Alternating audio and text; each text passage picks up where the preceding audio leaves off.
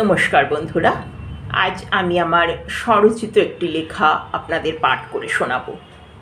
এটি সম্পূর্ণভাবে আমার নিজের লেখা। স্বাধীনতা দিবস উপলক্ষে একটি লেখার প্রতিযোগিতার আয়োজন করা হয়েছিল।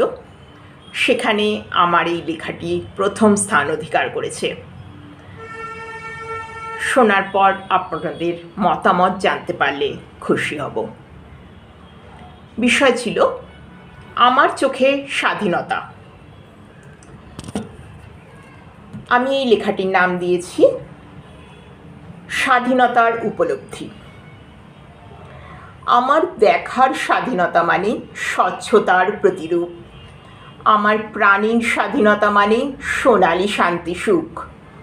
নিজের মনের স্বাধীনতা মানে নিজ অস্তিত্বের পরশ। নিজের বিবেকের স্বাধীনতা মানে সত্যতার উন্মোচন। আমার ভাবনার স্বাধীনতা মানে কুসংস্কারের নিধন। আমার চলার স্বাধীনতা মানে সঠিক পথে গমন। আমার বাক স্বাধীনতা মানে সঠিক দিশার প্রতিফলন। আমার শ্রবণের স্বাধীনতা মানে অবাঞ্ছিত বাক্যের প্রবেশ নিষেধ, বাঞ্ছিত শব্দের সম্ভার। আমার ঘ্রাণের স্বাধীনতা মানে নিষ্কলুষিত গন্ধের সমাহার। একটি দিনের স্বাধীনতা মানে হৃদয়ের গোপন গহনে প্রতিষ্ঠিত একটি দিন, যাতে ভরে আছে স্বপ্ন রঙিন। আমার আশার স্বাধীনতা মানে উজ্জ্বল আলোয় ভরা এক আকাশ, যার প্রতিটি কোণ আলোকিত। আমার ভালোবাসার স্বাধীনতা মানে সঠিক নির্বাচন। নিজের স্পর্শের স্বাধীনতা মানে কোমল পরশের অঙ্গীকার, পাশে থাকার বা সাথে চলার প্রতিজ্ঞা।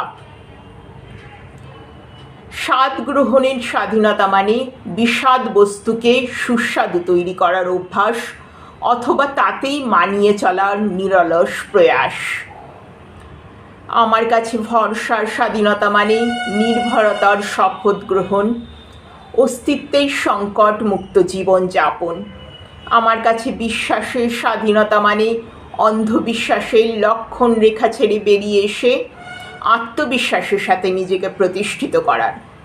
আমার ভালো লাগার স্বাধীনতা মানে অনন্য সুন্দরের মোহ নয়, সুসংহততার সঠিক বিচার। আর আমি সবসময় মনে রাখি, স্বাধীনতার সাথে সমঝোতার তীব্র দ্বন্দ্ব চলে।